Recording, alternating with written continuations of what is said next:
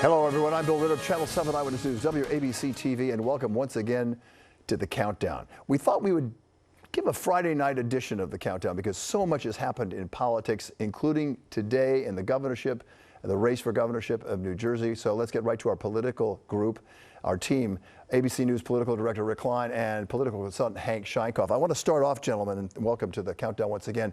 I want to start off with the concession speech by Republican candidate for governor of New Jersey, Jack Ciattarelli, who waited, quite a ways, 10 days since the election, to concede. He wanted to have all the votes counted. They're not all counted, but it was clear that he couldn't win against Governor Murphy. But it was closer than anyone thought. I want to get your take on that and the concession, which is not a legal document, the legal profession. It is just saying, I'm proclaiming that I lost, but he could win, of course, if the votes went the other way. Anyway, it's a lot to digest, and Rick, I'd like to get your take on it.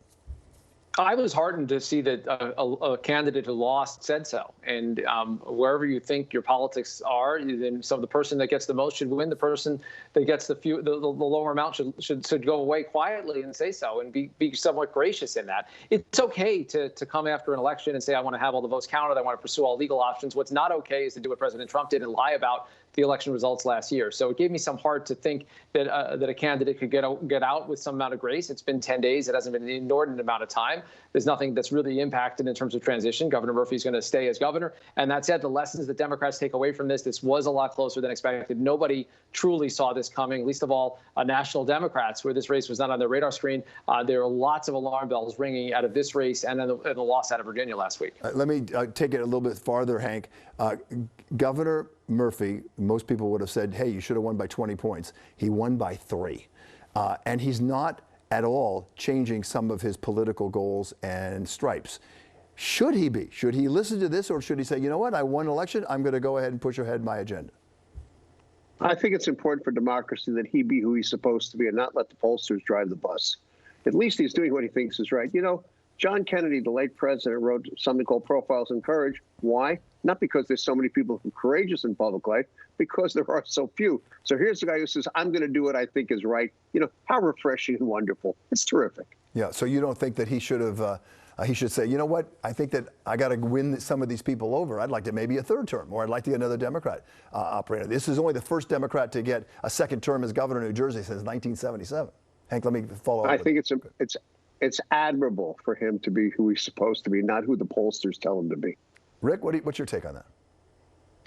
Look, I think any Democrat who looks at what happened last week and doesn't see a lesson in it is making a huge mistake, and that goes for Governor Murphy or anyone else. That said, winning is winning, and you get to enact an agenda. You run on a certain platform, and that's how it works in this country. You come with those who brought you to the dance, and I don't remember Donald Trump changing his agenda even one iota. Despite the fact that he lost the popular vote by a substantial margin.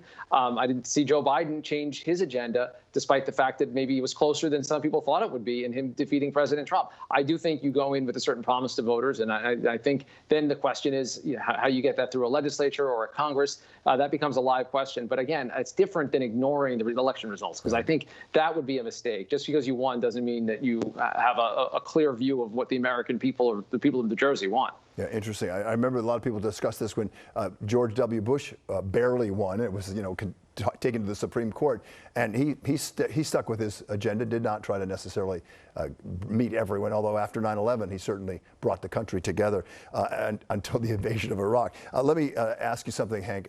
On Up Close, which is airing on Sunday, I interviewed former New Jersey Governor, Republican Christie Todd Whitman, who is urging moderate conservative Republicans to vote for democracy and Democrats rather than embrace Trumpism and get him away from the party. That's the strategy. She told me she voted for Democratic Governor Phil Murphy. Are you surprised by that? Not surprised that it's coming from her. She represented a particular strain of Republicanism that frankly died a while ago. What she's trying to do is to get people back to the center. It tells you just how much trouble those parties, both of them, Republicans and Democrats, are in. They can't find a center place to meet. They can't find somewhere where discourse can go on internally. So if you can't do that internally, how could we expect that it would go on externally between parties in significant fashion? That's very, very scary for democracy. And we saw it all the time, of course, when Mr. Trump was president, Rick, but we saw it this last week. And after 13 Republicans joined their House colleagues, the Democrats, in voting for President Biden's infrastructure bill, 13 of them, and they got death threats. They were threatened around the country. Yeah, and their sin, as it proceeds, is to do their job, to do something that their constituents will benefit from in their own telling. I thought last week's vote was refreshing in the sense that it's surprising that whenever anyone crosses over party lines, if the Democrats only stuck together, they wouldn't have needed Republicans, but there were enough defectors from among the progressives. They needed those Republicans to pass it, and they got something done. 19 Republicans crossed over in the United States Senate, including Mitch McConnell. That's a throwback. That, in the view of Joe Biden's White House, is a validation of their theory of the case, that you can get things done, and you get things done that work for people. But you guys are both right in talking about the partisan environment, that you do that at your own political peril these days. You're going to see a challenger on the left as a Democrat, or on the right as a Republican, if you dare talk to the other side. And we saw some of that vitriol, internecine Republican vitriol, this last week when former New Jersey Governor Chris Christie spoke to Republicans, said, hey, stop with the illegal election results. He lost the election, Mr. Trump did, and let's get on with it. And he got booed. And then Mr. Trump, Hank, eviscerated him in public. Well, Trump is still trying to make sure that he remains the force in all of this. He played the Virginia governor's race reasonably well. He kind of got pushed to the side, and largely on purpose, so he wouldn't interfere with the outcome. He thinks he can come from behind the scenes and behind the curtain and be the great maker of the president, either himself or someone else, in 2024. Not likely, but Chris Christie is among the first prominent Republicans to say, slow down, pal. We're not buying the whole thing. And he may yet save his own party. And he also has some motive in all this, too, right, Rick? Yeah, I mean, look, I think he's likely to run for president, all things being equal. He's got a book out now.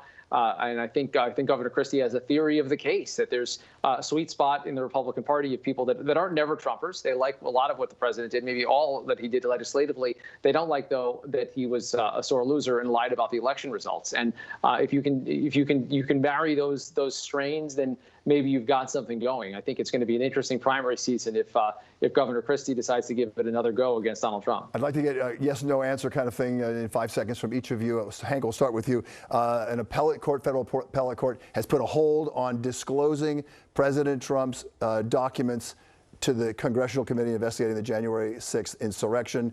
Where's it going to go? What's your take on this? Do you think it's going to be released and the Congress will get these documents? Hank, first you. Congress will get the documents. They will be released. The question is, how long will it take? Rick? Yeah, I think they're going to go. I think there's no precedent that would keep them out of the hands of members of Congress. And I think the clock's actually moving more quickly than it did during impeachment. And of course, the appellate court said, "Hey, once it's out of the box, we can't look at it again and analyze this." And so, better to be cautious. November 30th is when they're going to discuss all this. Rick Klein, Hank Shankov, as always, gentlemen, thank you for your insights and observations and your honesty. I appreciate it. Thanks, Bill. Okay, that'll do it for this edition of The Countdown. A reminder, you can get the latest headlines, political or otherwise, and much more on ABC7 NY and on our connected TV apps. I'm Bill Ritter, and from all of us here at WABC TV, we wish you health and peace, and let's take care of each other.